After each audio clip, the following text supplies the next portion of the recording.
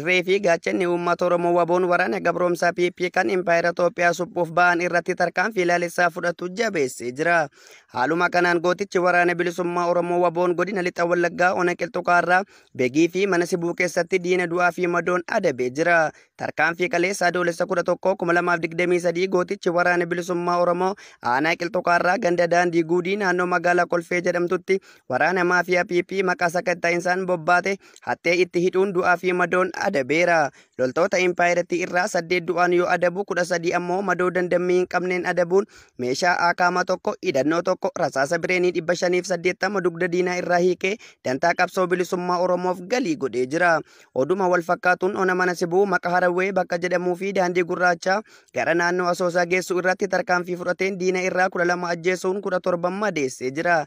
Godinichuma aanaa Begii ganda Laaloo keessatti tarkaanfii fudhateen waraana faashistii irraa 14 ajjeesee 19 madeessuun injifannoo boonsaa galmeessee jira. Tarkaanfii waboon fudhatu jabaatee itti fufa. Horaa bulaa deebanaa injifannoon uummata Oromoof.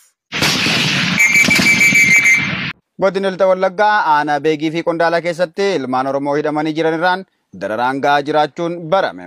Jaalbilisee sabaa guutuu gabaasa kana akka taanutti isiniif dhiyeessiti. Waraanni faashistii PP qorqalbii ilmaan Oromoo cabsuun siyaasa bilchiginnaa qofaaf akka bitaman gochuuf ilmaan Oromoo ilaalcha siyaasaa kan biraa qabdu jechuun mana hidhaatti guuranii dararaa jiru. Gochi kun godina Lixa Wallaggaa aanaa Begii fi Qondaalaa keessatti jabaatee kan itti fufe yoo ta'u, namootni badii tokko malee maqaa waraana bilisummaa Oromoo deeggartu jedhuun qabamanii hidhaman mana keessatti gochi mirga isaanii sarbuu irratti raawwatamaa jira. Hidhamtootni magaalaa Begii fi Qondaalaa keessatti hidhamanii jiran kun galgala gadi baafamanii reebbamaa fi qorra keessa akka bulaa jiran kan dubbatan maddeen sababa reebicha hamaa irratti raawwataniinis namootni hedduun miidhaa qaamaaf saaxilamanii jiru.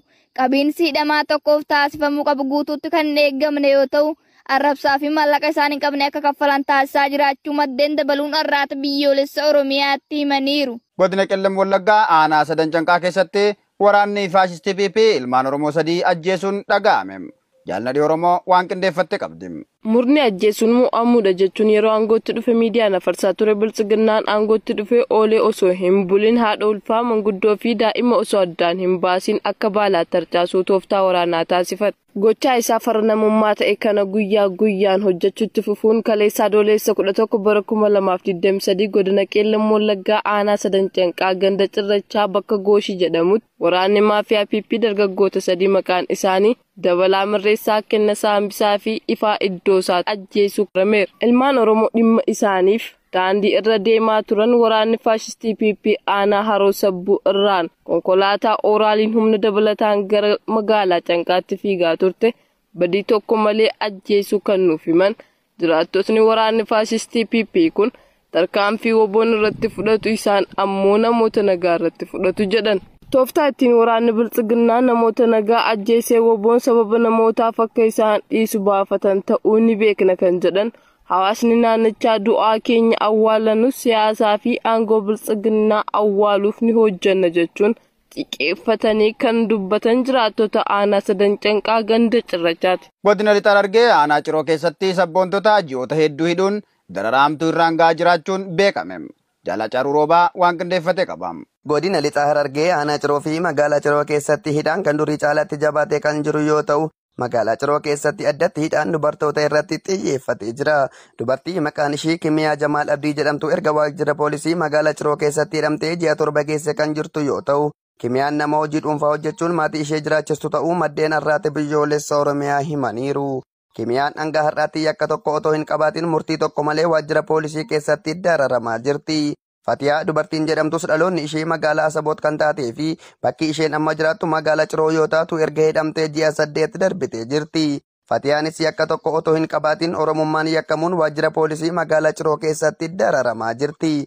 Gama birootiin ammoo torban kana keessa aanaa Ciroo Araddaa Sheekadam irraa namoota 3 qabuun waajjira poolisii aanaa Ciroo keessatti hidhanii dararaa akka jiran maddeen keenya himaniiru. Kanneen hidhamanii jiran keessaa kan maqaa arganne Toofiq Abdullaa, Naasir Rashiid Abdullaa, Laazimuu Abdullaa Seydoo kan jedhaman yoo ta'u, maqaa waboo gargaartu jedhuun hidhamanii dararamaa jiraachuus dabaluun himaniiru. Kaaba Shaggar aanaa Dagam keessatti dabballoonni sirna bilchiginnaa daa'imman xixiqqoo faayidaan sossobanii basaasaaf bobbaasuun saaxilame. Jaalgalma Oromoo dabalata qabdi. Murni biltsiginnaa daa'imman didiqqoo umriin isaanii hojii basaasatiif hin gahin basaasummaa leenjisee bobbaasullee Kaab Shaggar Aanaa Dagam keessa to'atamanii jiraachuun beekamee jira. Kaab Shaggar Aanaa Dagam gandi qundee heessa kaadirooti piippii daa'imman didiqqoo faayidaa sossobuun gar waraan bilisummaa Oromoo akka ergan yoo ta'u, daa'imman dhaqan kunneen akka dubbataniitti deemtanii odeessu waraan bilisummaa Oromoo eeginuu fiddaniin booda qarshiisanii henninaa jedhanii nu erganii jechuun dubbatanii jiran. Waan gochuu dhuftanitti. Dhaqaatanii meeshaa isaan qabanii fi wayyaa isaan uffatanii qawwee isaan baatanii dhanga isaan godhanii bakka jiranii taa'e hinnaara isaan hidhatanii dhaqaalaalanii qawwee isaan baatanii si dhaqaalaalanii kun jedhe. Bakka waraanii deemtanii hidhannoof meeshaalee lolaa isaan qaban adda baasaa deebi'a jechuun nu erganii haa jedhan daa'imman kunneen hojii kanallee dirqamaan akka itti hennanillee dubbatanii jiran. Daa'imman didiqqoo gandi sun keessaa waliin baasuun leenjii gabaabaa toofta ittiin odeesmoona qabsoo bilisummaa Oromoo keesseenuu fuudhanii deebi'aniin kennuufiin daa'imman afur walfaan akka bobbaasan dubbatan. Nama meeqan dhuftan yeroo dhuftan? Nama afur. Murni faashistii waan qabee gadhiisu wallaal kun daa'imman didiqqoo waan siyaasatu ooman beekne faayidaa didiqqoo sossobuun jiruuf jireen daa'imman kanaa akka booressuu jiru asirraa hubachuun hin danda'amu. Baashaggar bulchiinsa magaalaa Adaamaa keessatti sakattaan manneen namoota dhuunfaa irrattii fi hidhaan jabaachuun dhaga'ame. Jaaliraan Gameessaa waan qindeeffatte qabdi. Murni bilxiqinnaa ilmaan Oromoo badii tokko malee gocha isaan keessaa hin qabne ilaalcha siyaasaa itti maxxansuun hidhuu, ajjeesuu fi saamuu tooftaa waraanaa godhachuun jireenya hawaasichaa bakka cufaa goolaa oola. Torbee darbee qabuunis Baashaggar bulchiinsa magaalaa Adaamaa keessa waraana bilisummaa Oromoo galchitanii jirtu jechuun manneen ilmaan Oromoo sabboonummaa qaban jedhan poolisoonni magaalattii adamsuun sakattaa irratti geggeessaa turan. Manneen gandoota magaalattii cufa keessatti daran sakattaa hammeessuun akkasumas sakattaa manneen irratti geggeeffamuun cinaatti daandii gara boosa geessu irraan konkolaataa aanota irraa gara magaalattii dhaqan irrattis sakattaan geggeeffamaa jira. Ilmaan Oromoo sabboonummaa qaban magaalattii keessatti manneen isaanii sakatta'amuun alatti qabamanii hidhamaa kan jiran yoo ta'u, manneen hojii magaalichaa keessatti ilaalcha siyaasaan qoodamuun doorsifamaa fi faayidaa dhorkamaa akka jiran maddeen magaalaa Adaamaa Arraata biyyoolessa Oromiyaatti himaniiru. Waan gochuu dhuftanitti? Dhaqaatanii meeshaa isaan qabanii fi wayyaa isaan uffatanii qawwee isaan baatanii dhanga isaan godhanii bakka jiranii taa'e hinnaara isaan hidhatanii dhaqaalaalanii qawwee isaan baatanii si dhaqaalaalanii kun jedhe.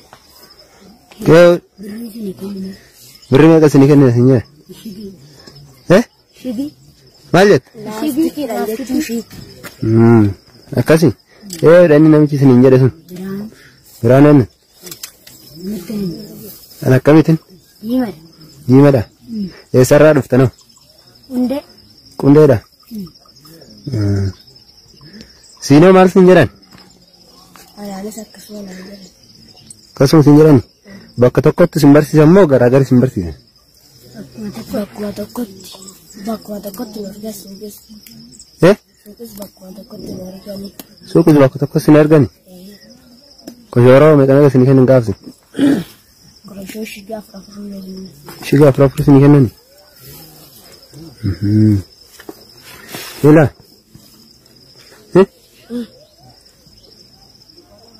Nama meeqan dhuftan yeroo dhuftan? Nama afur. Nama afur. Nama afuriin dhuftani?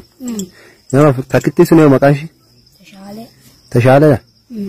Takkaa? Caaloo. Caaloodha? Caaloo yooti ishiin? Caaloo margee. Caaloo margeeti?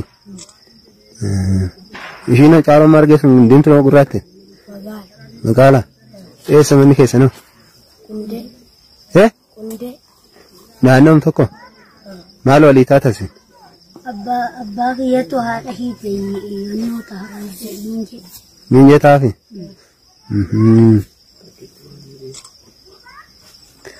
Abbaan haadhi kan kenna jirtu sana? Dacheen wal teenyaa jiru. Akkasii? Amma sun kaayyoon keessanis ol deebitanii nan birii fudhachuudha? Fudhannu. Isaan biraarraa gurree garra. Irraa gortanii galtu. Jechuun osoo nuti isin arguu baanne, osoo nuti isin himsiisuu baanne, hidhattanii tokko ittiin tuutiire. Dirqamaa hin himne. Itti himtu hidhattanii. Mana keessan dhufanii beeku? Beekan. Beekanii. Hin dhufu? Qanugaa biddeen nyaatan bishaan bu'anii biddeen isin nyaatan. Biddeen isin nyaatan. Diina silaa diinni waan godhan qaban biddeen nam nyaatan.